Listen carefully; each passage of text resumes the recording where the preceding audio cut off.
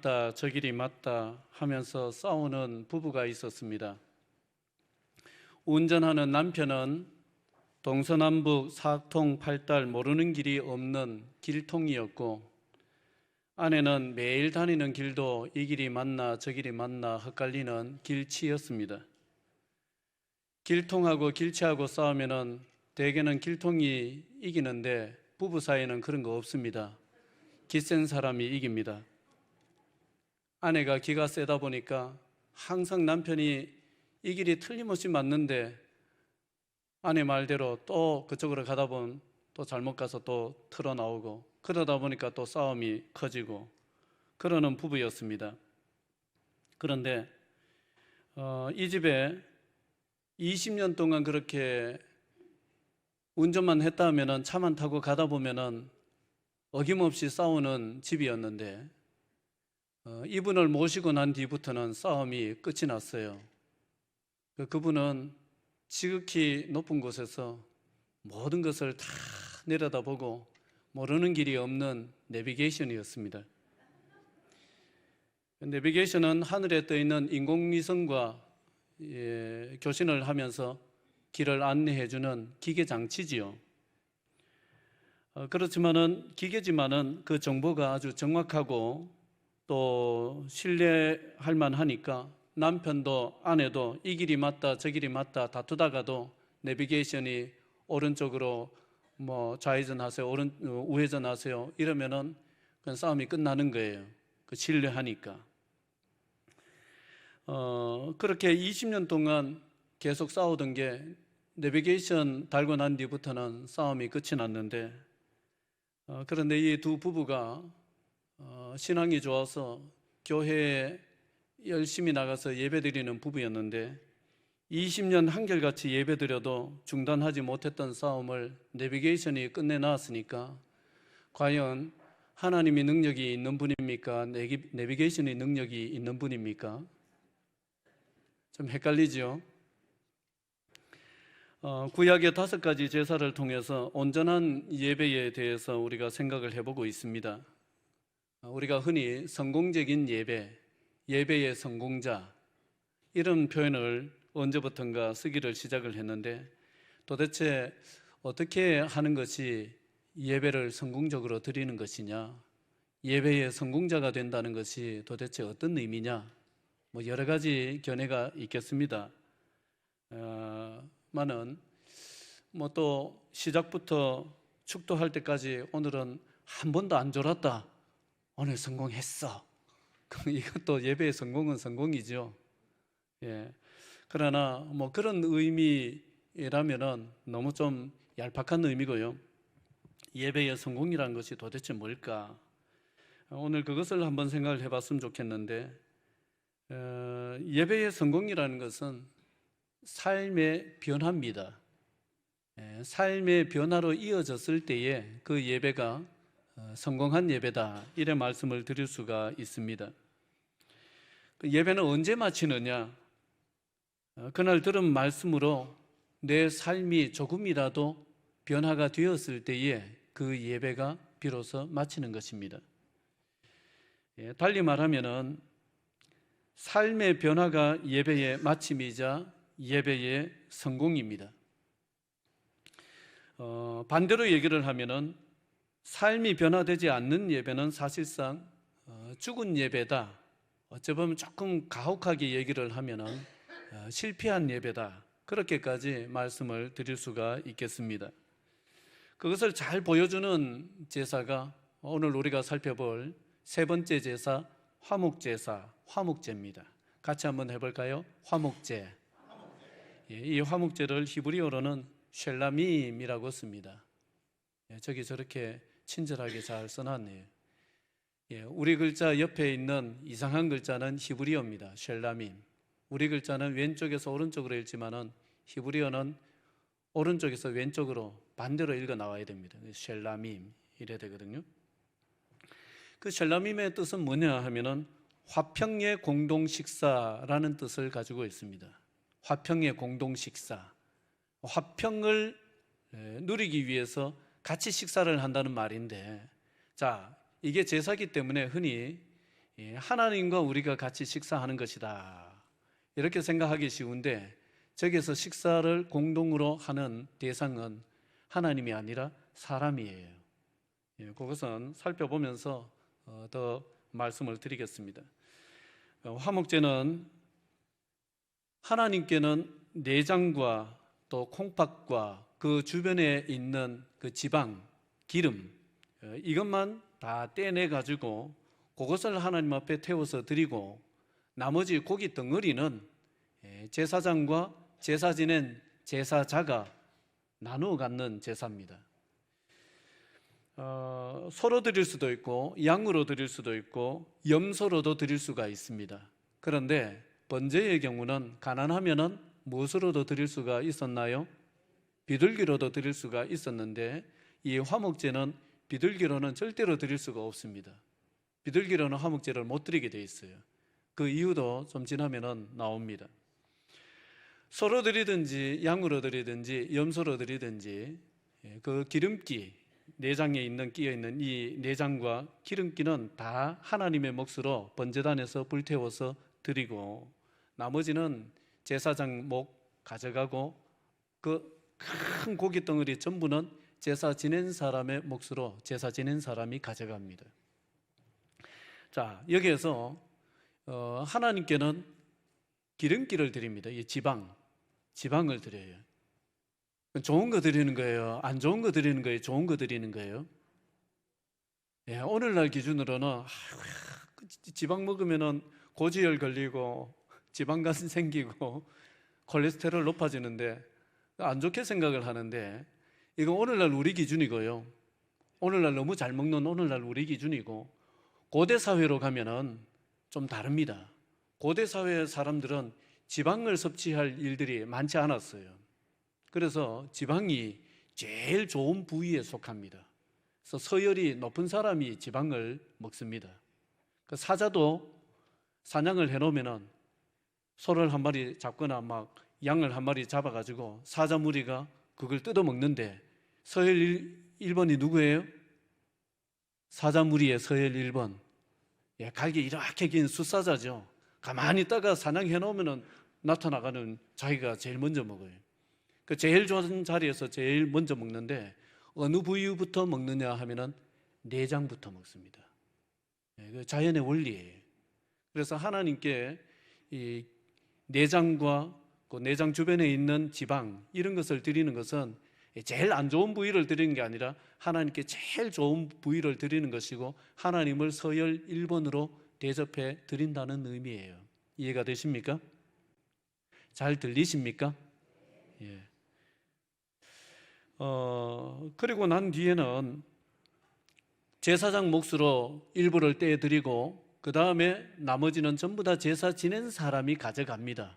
얼마나 좋습니까? 번제는 제사 지낸 사람이 소 한 마리를 하나님 앞에 바쳐도 자기 몫은 하나도 없는 거예요.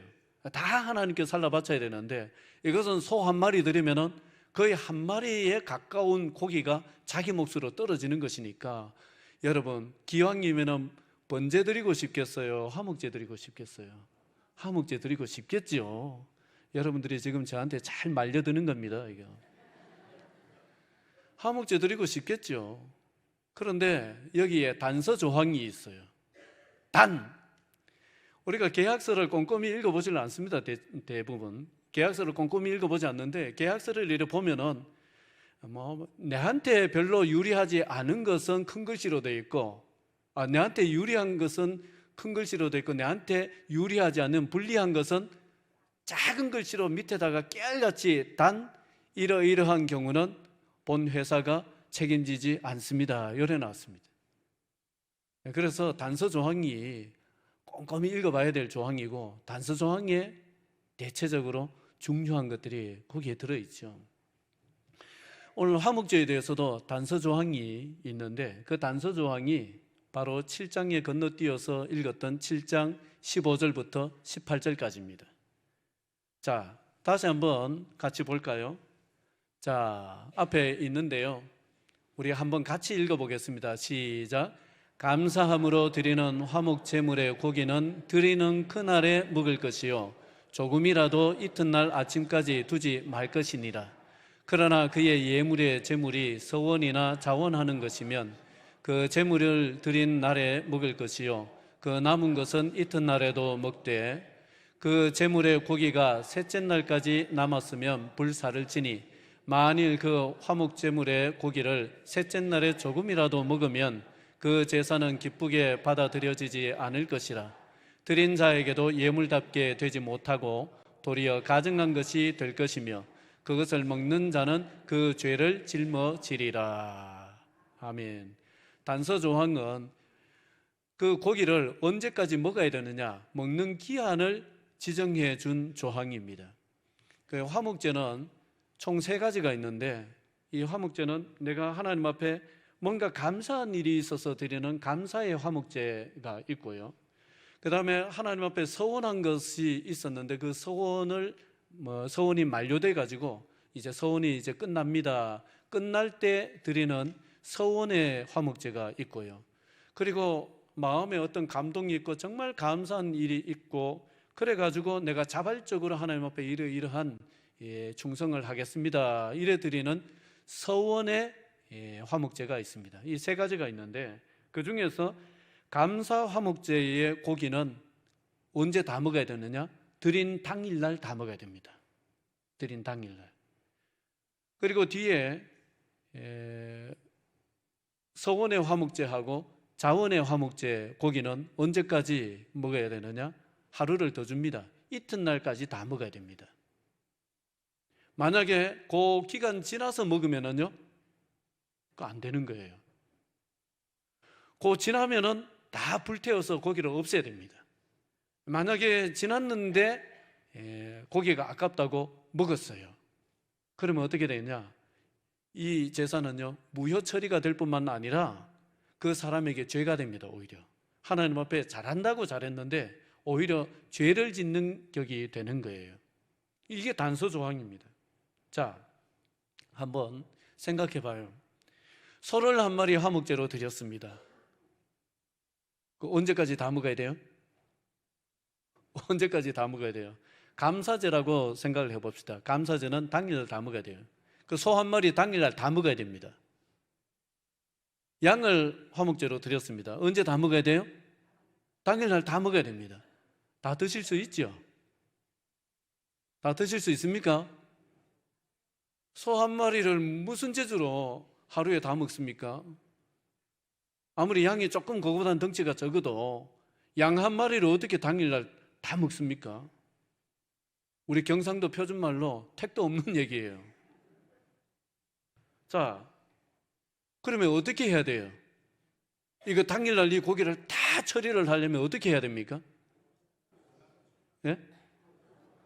그렇죠. 다 불러 모아야 됩니다. 다 불러 모아야 됩니다. 화목제 드리기 전에 미리 막 다 기별을 해야 됩니다. 내가 언제 화목제 드리니까 그날 꼭 온나 기별을 해야 되는데 여러분 친한 사람한테만 기별해야 됩니까? 안 친한 사람도 기별해야 됩니까? 여러분 이 제사가 성공을 하려면 안 친한 사람도 다 기별해야 돼요. 내하고 가까운 사람만 기별해야 됩니까? 내하고 좀 거리가 있는 사람도 기별해야 됩니까? 거리가 있는 사람도 기별해서 오라고 그래야 돼요.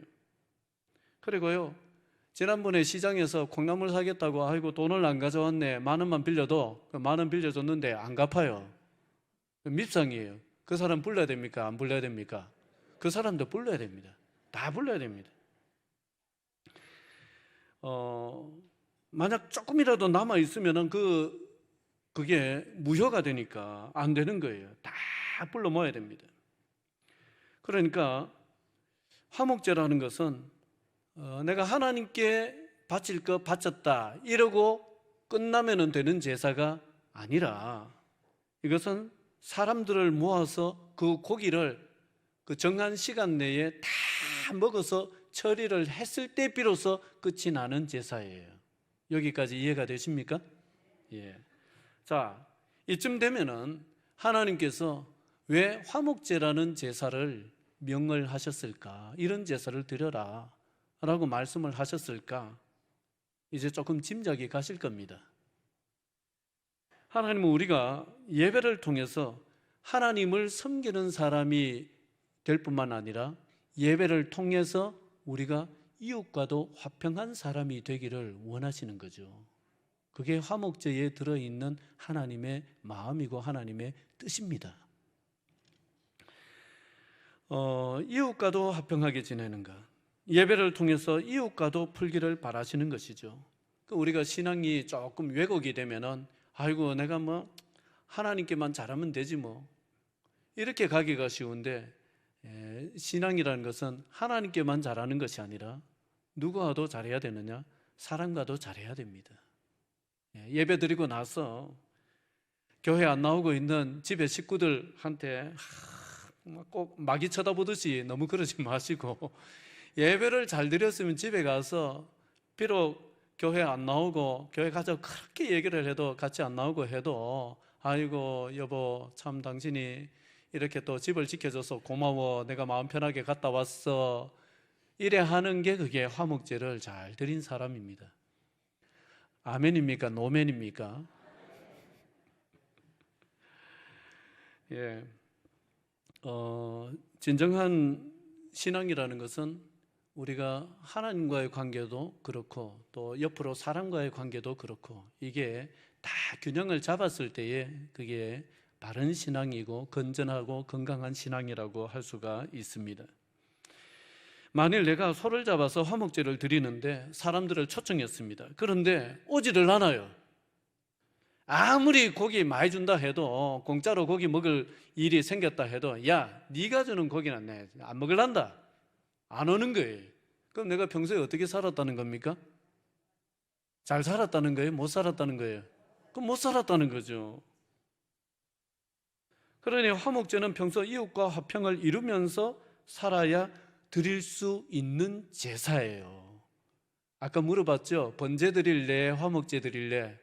여러분 화목제라고 다들 대답을 하시는 것 같았는데, 화목제는요 드리고 싶다고 해서 마음대로 드릴 수 있는 것도 아니고요, 내가 기왕이면은 참 이래 보란 듯이 양보다는 내가 큰 소 한 마리 잡아서 화목제 드려야지, 그렇게 하고 싶다고 해서 소 한 마리 잡아서 마음껏 드릴 수 있는 제사도 아닙니다. 소를 처리할 수 있는 사람을 다 불러 모을 수 있는 그런 게 돼야 소로 드릴 수가 있는 거예요.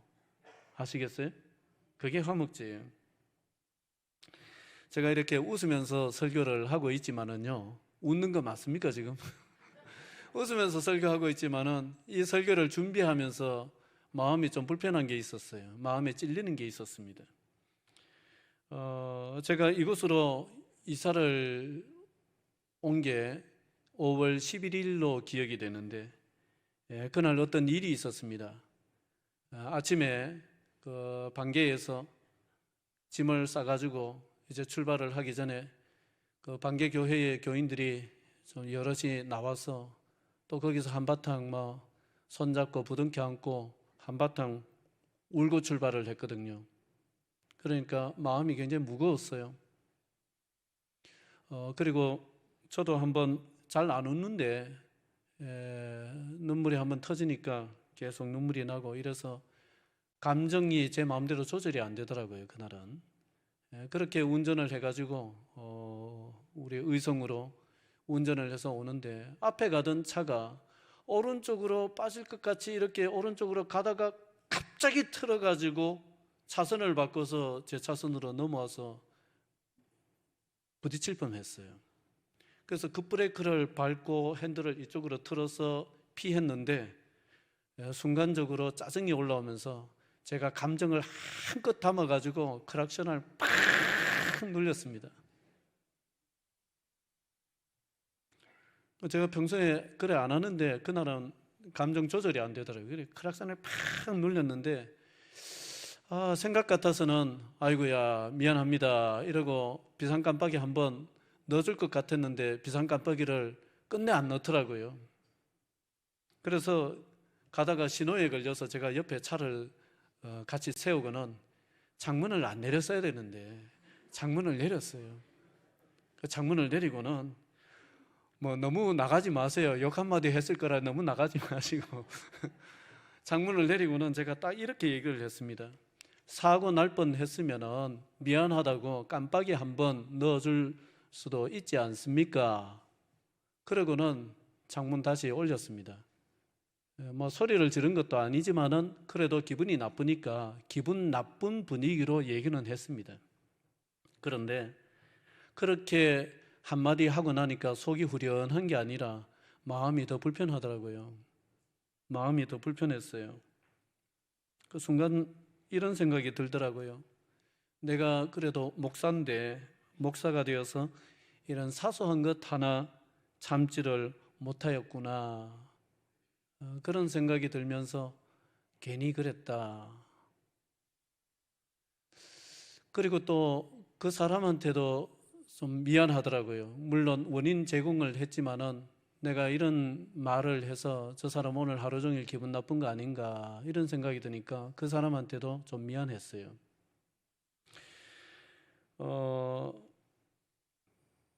이웃과의 관계가 예배입니다. 이웃과의 관계가. 로마서 12장 18절에 할 수 있거든 너희로서는 모든 사람과 더불어 화목하라. 그래 말씀을 하셨어요. 평소 이웃과 화평을 이루며 산 사람은 소 한 마리 뚝딱 처리하는데 어렵지 않게 사람들을 불러 모을 수가 있을 것이고, 좀 그렇지 못한 사람은 양 한 마리도 이거 해결할 수 있겠나 신경 쓰일 정도로 사람들 불러 모을 사람이 적을 것이고 그렇겠죠.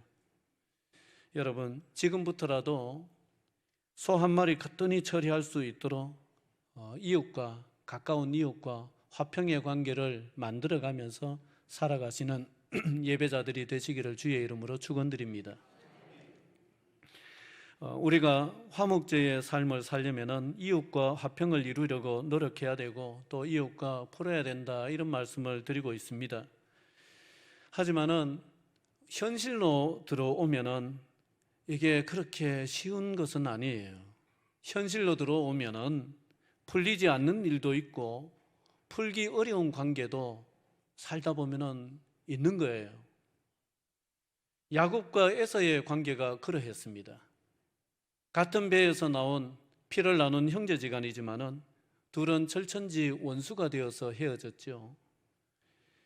야곱은 자기가 팥죽 한 그릇에 장자권을 내가 형한테 틀림없이 샀으니까 아버지를 속여서라도 장자권을 내가 받아내는 것은 나는 정당하다, 그런 식으로 생각을 했던 것이고, 형은 내가 틀림없이 장자인데, 먼저 태어난 장자인데 저 동생 녀석이 나도 속이고 아버지도 속이고 내가 받아야 될 축복을 가로챘으니까 저런 나쁜 놈이 있나, 그래서 이를 갈았던 것이고, 부모님 살아계시니까 내가 어쩌지 못하지만은 부모님 돌아가시기만 해봐라, 내가 너를 요절을 내겠다, 죽이려고 배렸던 것입니다. 그래가지고 결국 헤어졌죠. 헤어졌습니다. 그런데 그렇게 헤어진 만남이 몇 년 만에 만나서 풀게 되었느냐? 20년 지나서 20년 만에 만나가지고 풀게 되었습니다. 그러니까 이것은요, 야곱과 에서가 만나서 푸는데 장장 20년 세월이 걸렸던 것인데, 결과적으로 본다면은 이 문제는 몇 년짜리 문제다? 그 문제는 20년짜리 문제예요. 만약에 야곱이 도망을 치면서 베델에서 돌베개 자면서 너무 처량하고 내가 뭐 때문에 고향을 떠나야 돼? 아이고 그냥 형하고 그냥 형 마음이나 좀 달래주고 다시 고향에서 살아야지 하고 그날 다시 돌아가서 손을 내밀었으면 풀렸을까요? 안 풀렸을까요? 풀렸을까요? 안 풀렸을까요? 그거 안 풀립니다. 그거 저를 10번 하고 100번을 해도 그거 안 풀리지 그게 풀리겠습니까? 20년짜리 문제였어요. 20년짜리. 여러분, 이런 종이는요, 이거 종이 저 산에 갖다 버리면은 이거 분해되는데 뭐 몇 년 지나면은 이거 다 분해돼요. 종이는. 그런데 플라스틱을 저 산에 갖다 버리면은 분해되는데 얼마 걸려요? 제가 조사해 왔으니까 고민하지 마세요. 500년 걸린대요. 플라스틱은 자연 상태에서 분해되는데 500년 시간이 걸린답니다. 우리 인생살이도 마찬가지입니다. 어떤 문제는요, 금방 풀고 금방 회복이 되는 문제 관계도 있지만은 어떤 거는요, 10년짜리도 있고, 어떤 거는 20년짜리 있고, 어떤 문제는요, 평생 걸리는 것도 있고, 어떤 건요, 아예 그냥 천국 갈 때까지 그냥 묻어놓고 가야 되는 문제도 틀림없이 있어요. 밥이 되려면 뜸이 드는 시간이 있어야 하듯이, 우리의 인생살이도 좀 뜸이 들고 시간이 걸려야 되는 문제가 틀림없이 있는 것입니다. 그래서 전도서 3장 1절 같은 데서는 범사에 기한이 있고 천하 만사가 다 때가 있나니, 기한이 있다는 거예요. 어떤 문제는 요런 정도, 어떤 문제는 이만큼 걸리고, 그리고 그 문제가 해결되는데도 때가 있다는 거예요. 때가 무르익어야 된다, 그런 말씀입니다. 그런데 우리가 어떤 때는 내가 불편하니까, 내가 못 참으니까 조금 섣불리 조급히 뭔가를 해결하려고 시도를 하다 보면은 그게 오히려 시도하지 않으니만 못한 상태로 빠질 때도 있습니다. 예전에 섬겼던 교회에서 그런 일이 있었어요. 두 사람이 조금 뭔가 좀 안 좋은 일이 있어가지고 갈등을 빚었어요. 불편하죠. 그 교회 오면은 마음이 편하고 그래야 되는데 내하고 막 심하게 갈등을 빚은 사람이 있으니까 막 그 사람 피해 다녀야 되고 뭐 이래야 되고 뭐 그런 거 신경 쓰니까 굉장히 불편하고 힘들었습니다. 그러던 차에 제가 의도한 것은 아니었지만은 그날 설교가 화해에 관한 설교였어요. 그래서 그 설교를 들은 한쪽 사람이 마음에 이제 부담이 되었던지 이제 작정을 하고 찾아가서 손을 내밀었어요. 근데 한쪽 사람은 전혀 마음의 준비가 안 된 상태에서 손을 내미니까 엉겹결에 손은 잡기는 잡았는데 속에 앙금이 풀어졌느냐? 안 풀어졌어요. 아직 이게 가라앉으려면 이 파도가 잔잔해지려면 시간이 걸려야 되는데 그런 시간이, 숙성 시간이 없는 상태에서 이루어진 일이기 때문에 덜 풀려버렸어요. 근데 겉으로는 푼 것 같은데 속은 안 풀려버렸어요. 이거는요, 더 힘들어져 버렸어요. 나중에 목사님 더 힘들어 죽겠습니다 이러면서 저한테 막 하소연을 하는데, 이거는 푼 것도 아니고 안 푼 것도 아닙니다 이러는 거예요. 푼 것도 아니고 안 푼 것도 아니다. 모든 것이 원론이 있으면은 강론이 있는 법입니다. 자, 여러분, 사랑은 주는 것이다, 틀린 말입니까? 맞는 말입니까? 사랑은 주는 것이다, 맞는 말이죠. 사랑은 주는 거예요. 근데 이게 원론이거든요. 강론으로 구체적인 상황으로 들어가 보면은, 제가 이제 그 구제금을 전달을 해보니까 어떤 분은 그 형편이 어려워서 교회에서 구제금을 주니까 굉장히 좋아하는 분이 있는 반면에 어떤 분은 자존심 상해해요. 깜짝 놀랐어요. 그래서 사랑은 주는 것이다, 원론적으로는 맞는 말이지만은 이게 강론으로 들어갔을 때는 그 주는 방법이 사람에 따라서 천차만별로 다양해질 수도 있고, 그것을 또 가늠을 해서 지혜롭게 할 필요도 있구나, 이런 것이 강론이죠. 그래서 원론만 따지는 것은 어떨 때는 굉장히 미숙하게 흘러갈 수가 있는 것이고, 강론까지 고려를 하는 것은 성숙함이자 지혜가 될 수가 있는 것입니다. 화목제도 그렇습니다. 풀고 화평을 이루는 것이 화목제의 가르침이라는 것은 원론에 속한 말입니다.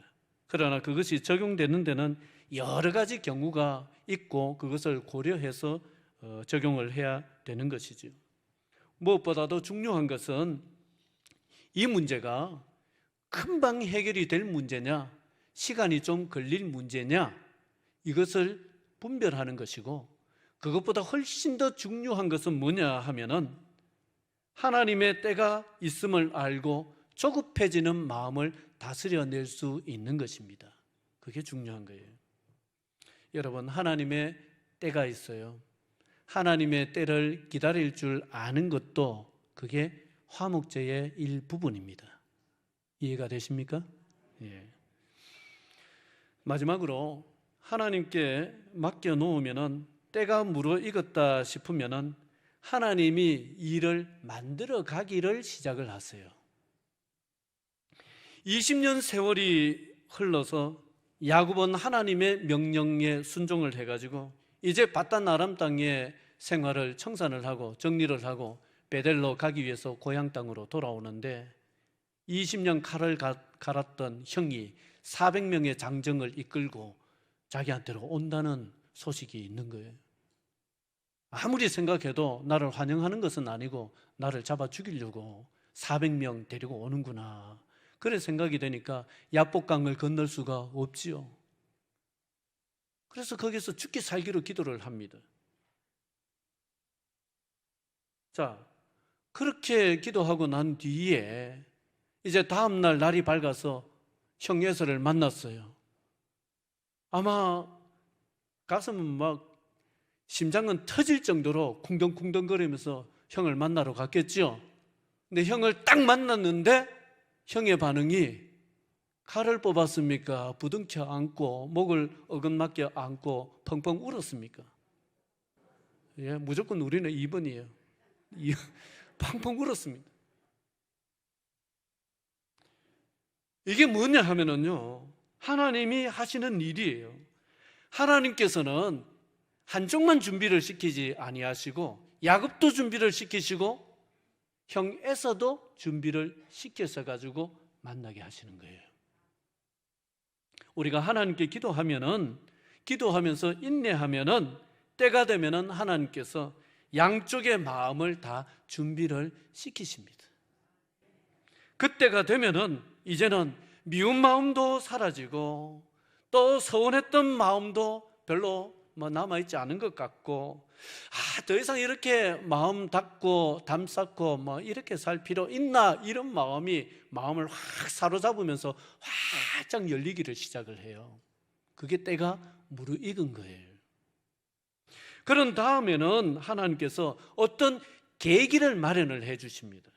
그렇게 화목제를 완성해 가시는 분이 하나님이세요.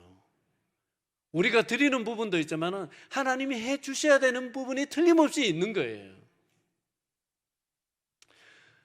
마지막 얘기 한 가지를 하고 마치겠는데요, 제 친구 목사 중에 바르지 못하다, 자기 생각입니다. 자기 생각이 바르지 못하다 싶으면 참지 못하는 성미를 가진 그 친구 목사가 있었어요. 근데 과거에 어떤 교회에서 전임 전도사로 사역을 할 때에 그 담임 목사님의 어떤 목회하시는 게 자기 마음에 들지 않는다고 목사님 목양실에 들어가 가지고 2시간을 싸웠어요. 담임 목사님하고. 대단한 친구죠. 그런데 그 담임 목사님이 더 대단하세요. 2시간 동안 새파란, 아직 목회 제대로 시작도 안 한, 첫 발도 제대로 떼지도 않은 아직 전도사인데 들어와가지고 목양실에 들어와서 2시간 목사님의 목회가 어떻고 저떻고 이렇게 막 따져드는데 그 목사님이요, 거기에 대해서 그렇나? 나는 이래 생각하는데 왜 너는 그렇게만 생각하노? 이러면서 하나씩 다 응대를 해주시는 거예요. 그 목사님이 참, 그분도 대단하신 분이죠. 근데 그렇게 2시간을 싸우고 나왔는데 무슨 얼굴로 그 교회에 있겠습니까? 그래서 그 친구 목사가 사임하고 임지를 옮겼어요. 그렇게 그냥 세월은 흘러갔습니다. 또 사는데 바쁘다 보니까 그 일은 그냥 잊혀진 일인데 또 어떤 때 간혹 생각이 나고 그랬던 일로 그냥 지나갔어요. 그런데 이 친구가 어느 날, 다음 날 새벽 기도 설교를 이 친구가 이제 준비를 하는데, 새벽 설교를 준비하면서 그때 그 일이 떠오르면서 설교 준비가 안 돼요. 희한하죠. 여상스럽게 살아왔는데 그날 안 되는 거예요. 아무리 애를 써도 안 되는 거예요. 그래서 그 친구가 그 예전에 그 담임 목사님 이메일 주소가 자기한테 있거든요. 그 이메일을 통해 가지고 편지를 썼어요. 한참 지난 얘기를. 그때 제가 이렇게 했는데, 목사님, 참 젊은 혈기에 제가 참 그렇게 결례를 범했습니다. 이러면서 정중하게 사과하는 이메일을 보냈어요. 그리고는 설교 준비 어떻게 했는지도 모르겠고 그 다음날 설교, 새벽 설교하고 이제 기도 좀 하다 들어왔는데 가장 먼저 들어오자마자 이메일을 열어봤습니다. 과연 그 목사님이 내 이메일을 보셨을까? 그 열어봤는데 답장이 와 있는 거예요. 그 답장이 어떻게 와 있느냐? 김 목사, 나도 김 목사 나이 때 나도 비슷했어. 나도 안 맞다 싶은 거는 못 참고 막 혈기 부리고 그렇게 했더랬어. 그래, 누구나가 거쳐가는 과정인 것 같아. 그러니까 김 목사, 그거 너무 마음에 담아두지 말고 마음 편하게 사역해. 나는 벌써 잊은 지 오래야. 마음에 남아있는 거 없어. 나는 김 목사 좋아하고 항상 멀리서나마 응원할 테니까 걱정하지 말고 힘내서 목회 열심히 하도록 해. 이런 답장이 왔어요. 예. 여러분, 그러니까요, 하나님께서 정리하실 때가 되면은요, 이 사람 마음도 정리를 해주시고 저 사람 마음도 정리를 해주시고 하나님이 물밑 작업을 하시는 거예요. 그런 하나님이세요. 하나님은 저와 여러분들을 사랑하세요. 그래서 우리가 미처 다 해결하지 못했던 일, 내 힘으로 해결 불가능에 빠져있는 미궁 속으로 꼬여버린 일들, 그런 일들까지도 때가 되면은 하나님이요, 가지치기를 하면서 정리정돈을 하세요. 예, 우리 의성교회에 오니까 나무들이 너무 예쁘게 단장을 해 있어서 아이고야 너무 예쁘더라고요. 얼마나 손길이 많이 갔습니까? 하나님이 우리 인생도 그렇게 많은 손길을 주고 계십니다. 해결을 해 가십니다. 그렇게 해서 우리가 온전한 화목제를 드리는 사람들이 될 수 있도록 만들어 주십니다. 그런 은혜가 저와 여러분들 모두에게 있기를 주의 이름으로 축원드립니다.